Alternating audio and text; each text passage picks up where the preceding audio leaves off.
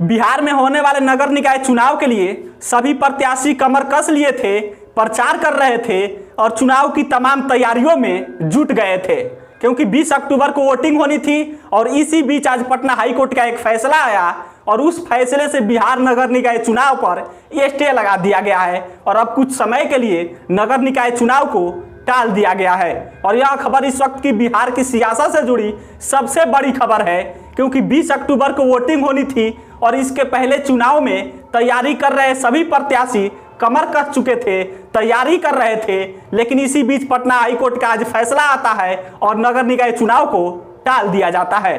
और हम भी इसी खबर का विश्लेषण करेंगे, इसी खबर पर बात करेंगे कि पटना कोर्ट के फैसले का भी जिक्र करेंगे और बताएंगे कि आखिर क्यों नगर निकाय चुनाव को टाल दिया गया और पटना हाईकोर्ट ने निर्देश दिया कि राज्य चुनाव आयोग को वह दोबारा से सूचना जारी करे और फिर जो सुप्रीम कोर्ट के 2021 का फैसला है उसके अनुसार चुनाव कराए। लेकिन इसके पहले नमस्कार स्वीकार कीजिए, मेरा नाम सिकंदर अली है और आप बिहार मंच देख रहे हैं। निकाय चुनाव में अब ज़्यादा समय नहीं बचा था और इसके लिए सभी प्रत्याशी जोर शोर से तैयारी कर रहे थे, प्रचार कर रहे थे। लेकिन इसी बीच पटना हाईकोर्ट का आज एक फैसला आया और उस फैसले में पटना हाईकोर्ट ने नगर निकाय चुनाव पर रोक लगा दिया।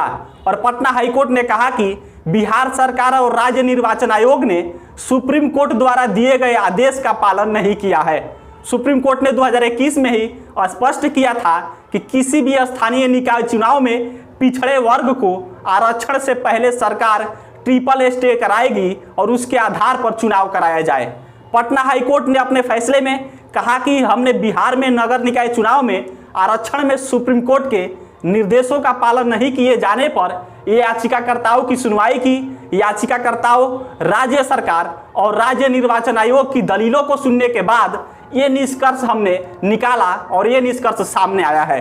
पहला निष्कर्ष यह है कि बिहार में पिछड़ा वर्ग और अत्यंत पिछड़ा वर्ग आयोग का गठन आवश्यकता अनुसार राजनीतिक पिछड़ेपन का पता लगाने के उद्देश्य से किया गया था। लेकिन बिहार राज्य ने ऐसी कोई कोशिश नहीं की जिससे ये लगे कि जिस तरह सामाजिक, आर्थिक, शैक्षणिक सेवाओं के तहत आरक्षण प्रदान करने के लिए मापदंड तैयार किए गए हैं, वैसे ही मानदंड चुनाव में भी अपनाए गए हैं।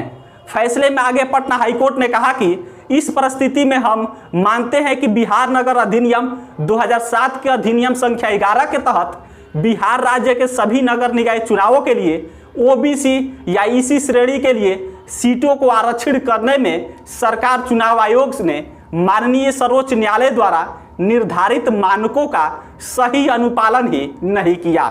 यह तमाम पटना हाईकोर्ट के तर्क हैं, जिसके वजह से नगर निकाय चुनाव को टाल दिया गया है। और अब सुनिए यह पटना हाईकोर्ट ने नगर निकाय चुनाव के लिए क्या निर्देश दिया है। पटना हाईकोर्ट ने अपने निर्देश में कहा है कि ऐसे स्थिति में जब इन सब चीज़ों को निकाय चुनाव में पालन नहीं किया गया तो अब कोर्ट ने ये आदेश देती है और कोर्ट ने यह आदेश दिया कि राज्य चुनाव आयोग ओबीसी श्रेणी के लिए आरक्षित सीटों का सामान्य श्रेणी की सीटों के रूप में मानते हुए फिर से चुनाव की अधिसूचना जारी करे और तब चुनाव कराए। हमारा ये निर्देश माननीय सर्वोच्च न्यायालय के आदेश पर आधारित है। यह पटना हाईकोर्ट का पहला निर्देश था। और दूसरा अब निर्देश सुनिए। दूसरे निर्देश में पटना हाईकोर्ट ने कहा कि राज्य निर्वाचन आयोग एक स्वायत्त और स्वतंत्र निकाय के रूप में अपने कामकाज की समीक्षा करे, वह बिहार सरकार के निर्देशों का पालन करने के लिए बाध्य नहीं है। और अब पटना हाईकोर्ट के इस फैसले के बाद नगर निकाय चुनाव को टाल दिया गया है और अब इसके लिए राज्य चुनाव आयोग नई सूचना जारी करेगी और फिर निकाय चुनाव कब कराया जाएगा उसको राज्य चुनाव आयोग बताएगी। बाकी इससे जो संबंधित अपडेट आएगा वह हम आप तक जरूर पहुंचाएंगे। बाकी इस वीडियो में इतना ही। कैमरे के पीछे अरुणेश खड़े हैं और मैं आपके साथ सिकंदर अली। बहुत बहुत धन्यवाद।